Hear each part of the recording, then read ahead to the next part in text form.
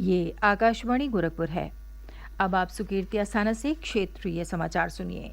मुख्यमंत्री योगी आदित्यनाथ और केंद्रीय सड़क परिवहन और राजमार्ग मंत्री नितिन गडकरी ने आज राजधानी लखनऊ में भारतीय सड़क कांग्रेस के 81वें राष्ट्रीय अधिवेशन का संयुक्त रूप से शुभारंभ किया।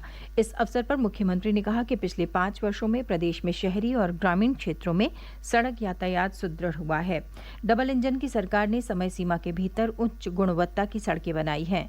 उन्होंने कहा कि उनकी सरकार प्रदेश में अंतर्राष्ट्रीय स्तर की सड़कें उपलब्ध कराने के लिए प्रतिबद्ध है। मुख्यमंत्री ने कहा कि प्रदेश के 2 प्रमुख क्षेत्र पूर्वांचल और बुंदेलखंड सड़क यातायात के मामले में पीछे थे, लेकिन उनकी सरकार ने इन दोनों क्षेत्रों में एक एक्सप्रेस वे का निर्माण किया। उन्होंने कहा कि आज उत्तर प्रदेश में हर ओर सड़कों पर 4 लेन की कनेक्टिविटी उपलब्ध है। 3 दिनों तक चलने वाले इस अधिवेशन में विभिन्न सत्रों के दौरान सड़क निर्माण में नई तकनीक के उपयोग पर चर्चा की जाएगी। मुख्यमंत्री योगी आदित्यनाथ ने राजधानी लखनऊ से आज प्रदेश में मिशन निरामया की शुरुआत की। ये अभियान नर्सिंग और पैरामेडिकल छात्र छात्राओं को गुणवत्तापूर्ण शिक्षा के लिए उचित मार्गदर्शन, करियर काउंसलिंग, रोजगार के अवसर सहित अन्य सहायता उपलब्ध कराएगा। इस अवसर पर अपने संबोधन में मुख्यमंत्री ने कहा कि नर्सिंग का क्षेत्र रोजगार के साथ साथ सेवा का भी अवसर उपलब्ध कराता है। इसमें बेटियों और महिलाओं के लिए अनेक संभावनाएं मौजूद हैं। उन्होंने कहा कि मिशन निरामया नए भारत के नए उत्तर प्रदेश के निर्माण में एक और कदम है। भारतीय वायुसेना ने अपनी स्थापना और उत्कृष्ट सेवा के 90 वर्ष पूरे कर लिए हैं। वायुसेना दिवस पर आज मुख्य आयोजन चंडीगढ़ में हुआ, जहां सुखना लेक पर विशेष फ्लाई पास्ट का आयोजन किया गया। वायुसेना प्रमुख एयर चीफ मार्शल विवेक राम चौधरी ने कहा कि भारतीय वायुसेना ने कठिन परिश्रम, धैर्य और पूर्व अनुभवों से ये गौरवान्वित उपलब्धि हासिल की है।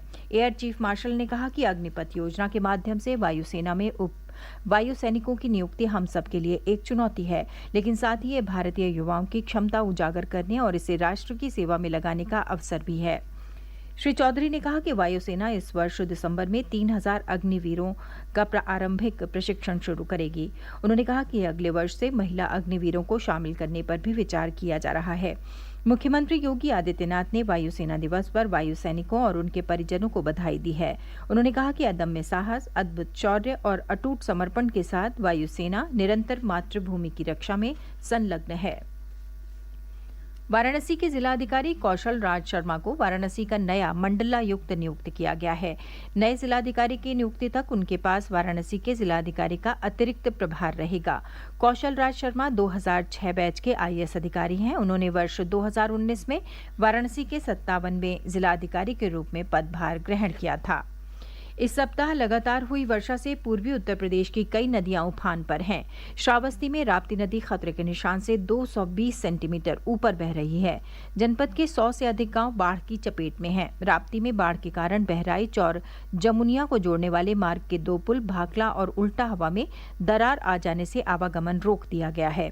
वहीं नासिरगंज से पोंडला जाने वाले पुल के बराबर से पानी की तेज धारा बह रही है, जिससे पुल की सुरक्षा को लगातार खतरा बना हुआ है।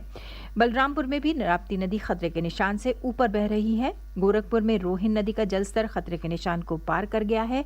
अयोध्या में सरयू, वाराणसी में गंगा और कुशीनगर में बूढ़ी गंडक नदियों का जलस्तर भी बढ़ रहा है। मौसम विभाग ने कल पूर्वी उत्तर प्रदेश के लगभग सभी स्थानों पर वर्षा होने की संभावना जताई है। भारतीय जनता पार्टी ने लखीमपुर खीरी जिले की गोला गोकर्णनाथ विधानसभा सीट पर उपचुनाव के लिए अपना उम्मीदवार घोषित कर दिया है। पार्टी ने अमन गिरी को इस सीट से अपना प्रत्याशी बनाया है। इस सीट पर नामांकन की प्रक्रिया 14 अक्टूबर तक चलेगी। मतदान 3 नवंबर को और मतगणना 6 नवंबर को होगी। गोला गोकर्णनाथ विधानसभा सीट भाजपा विधायक अरविंद गिरी के निधन के कारण रिक्त हुई है। गुजरात में चल रहे 36वें राष्ट्रीय खेलों में उत्तर प्रदेश 19 स्वर्ण पदक के साथ पदक तालिका में 6वें स्थान पर बना हुआ है। प्रदेश ने 14 रजत और 12 कांस्य पदकों के साथ अब तक कुल 45 पदक जीते हैं।